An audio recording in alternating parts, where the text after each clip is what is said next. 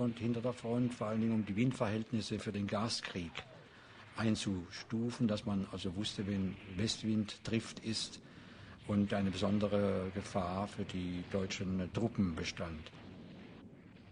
While the war was still going on, Heidegger married the woman who would remain at his side for the rest of his life, an attractive economics student called Elfriede Petri, who soon bore him 2 sons. In 1923, when the boys were still small, the family moved to Marburg in central Germany, where Husserl had helped Heidegger find himself a job as an associate professor of philosophy.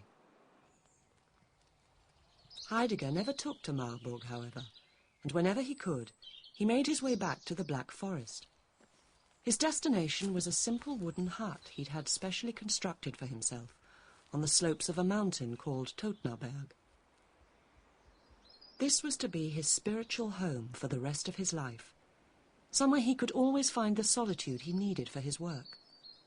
The family spent time here as well, though, and it's a place to which Heidegger's younger son Hermann remains deeply attached.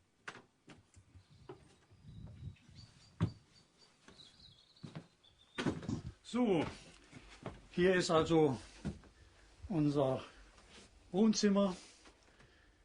Da hinten ist die Küche, wo meine Mutter gekocht hat. Da hinten haben wir noch ein Bett. Wir haben alle Weihnachten hier oben gefeiert. Sind mit Rucksack und Skiern hier angekommen und haben hier das Weihnachtsfest gefeiert. So, jetzt zeige ich Ihnen noch das Studierzimmer. Das ist also das Studierzimmer, wo mein Vater viele Sachen geschrieben hat. Er konnte hier oben am besten arbeiten. Und dann saß er hier an dem Tisch und schaute auf den Stüben Vasen raus. Auf den Brunnen, der hat für meinen Vater eine besondere Bedeutnis. Wenn Sie heute hier auf der Hütte sind, Herr Heidegger, erinnert Sie das sehr an Ihren Vater? Ja, natürlich. Er lebt hier für mich noch. Und auch ich gehe sehr gerne hier rauf. Und wenn ich selber eine besonders schwierige Arbeit zu machen habe, sitze ich manchmal auch hier an diesem Schreibtisch und arbeite hier, weil das hier besonders gut geht. Totnaberg had a profound effect on Heidegger's personality. His long stays there appear to have reinforced his sense of himself as a true son of the Black Forest, and before long he'd begun to cultivate a somewhat eccentric, rustic image. Heidegger's physique early on was a kind of invention of self. The insistence on peasant-style clothes, the Black Forest way of speaking, chopping his own wood, his lonely hut high up in the hills at Totnaberg. Nothing, I think, would have alerted one to the immensity of the work and of the thought.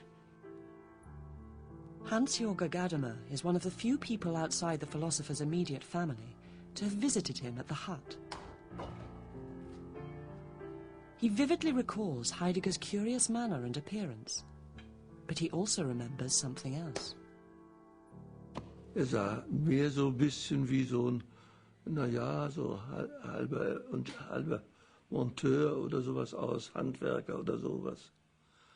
Aber die Augen, da sah ich, da war Fantasie nur in einem ganz anderen Grade, als wie etwa bei Husserl oder den anderen großen Namen, Natop, die ich so kannte.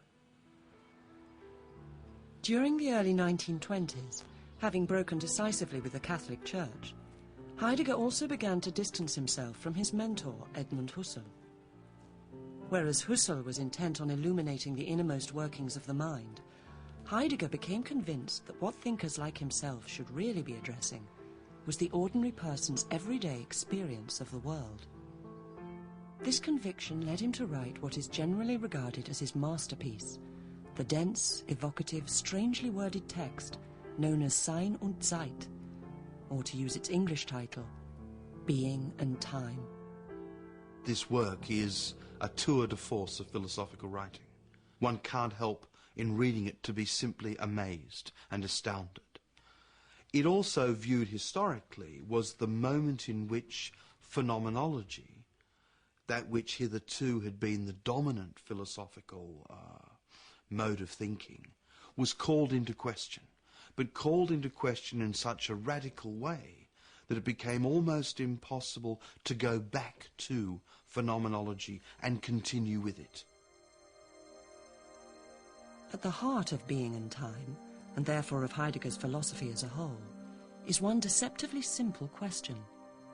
What is really meant by the verb to be? We all think we understand what we mean when we say that someone or something is. But do we? Or are we, as Heidegger thought, letting the familiarity of the word itself blind us to what is really the greatest mystery of all? Do we, in our time, have an answer to the question of what we really mean by the word being? Not at all. But are we nowadays even perplexed at our inability to understand the expression being? Not at all. Our aim in the following treatise is to work out the question of the meaning of being, and to do so concretely. Our provisional aim is the interpretation of time as the possible horizon for any understanding whatsoever of being.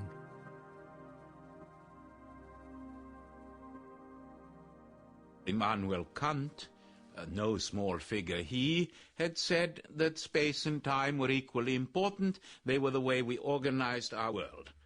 The very young Heidegger never forget.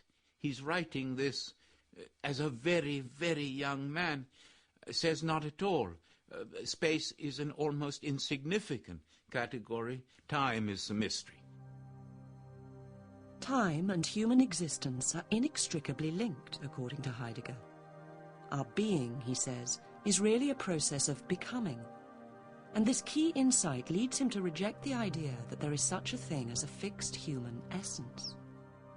Heidegger's major contribution in Being and Time is to show how the old Aristotelian essence of man as the rational animal is, in effect, an abstraction, because what comes first is man's own existence. And existence for Heidegger is nothing but this stretching, whereby we are constantly projecting ourselves into a future, always expecting things, always hoping things. Heidegger is a man who first wanted to investigate how practical action shows that we're pulled ahead of ourselves into purposes that we're trying to fulfill, into tasks that we're working on. Think of a farmer in the Black Forest, for example, making a barrel. This is someone who has a future task that he's trying to fulfill, and he has a logic operating there that shows that the human being is actually extended ahead of himself. The ahead is where we really live, what we desire to do, what we anticipate, what we want this wood to turn out to be. People who live and work in traditional rural communities have an instinctive grasp of their own humanity, according to Heidegger. They are fully absorbed in and connected to the world. But they are also a clear minority of the human race.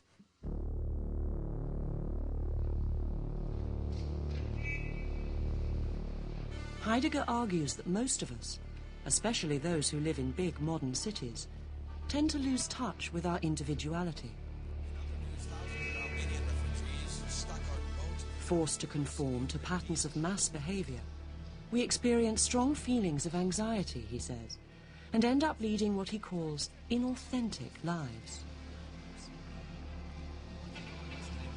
Most of us live what he calls